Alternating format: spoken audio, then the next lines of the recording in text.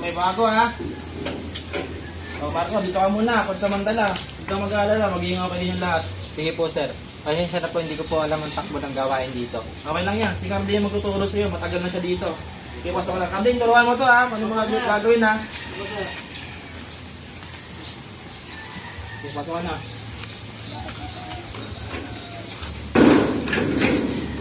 Okay, ayos kayo dyan ha.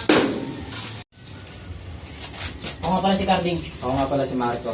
Hindi ka dito. May buka muna dito sa kapuan.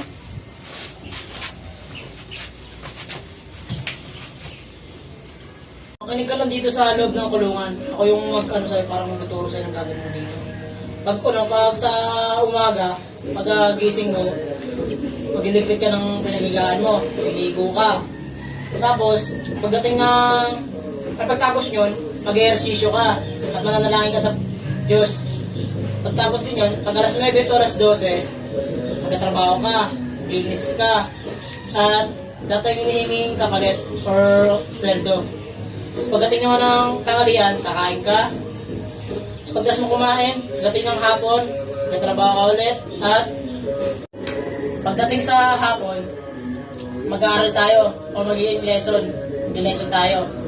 Tapos pagdating naman sa gabi, kakain na lang tayo at matutulog lang, papahinga na lang. Dami palang gawain. Kailangan ba talagang gawin yan? Oo, syempre. Dapat natin sundin yun. Para di ka makaisip ng kalokohan. Paano rin yun ang pagbabago natin? Sige. Marco, okay dito. Ayan. Ano, kamusta yung mga dito? Alam mo naman natin magagawin natin?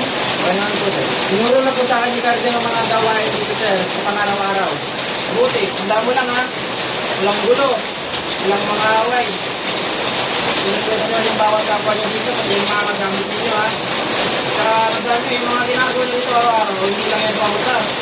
Pati din yan para matuto kayo. Para kung sakaling malaya mo kayo, talaga yung mga dapat yung gagawin. Ha? O sir. Tama yan. Dapat ka na gumawa ng ano. Tama.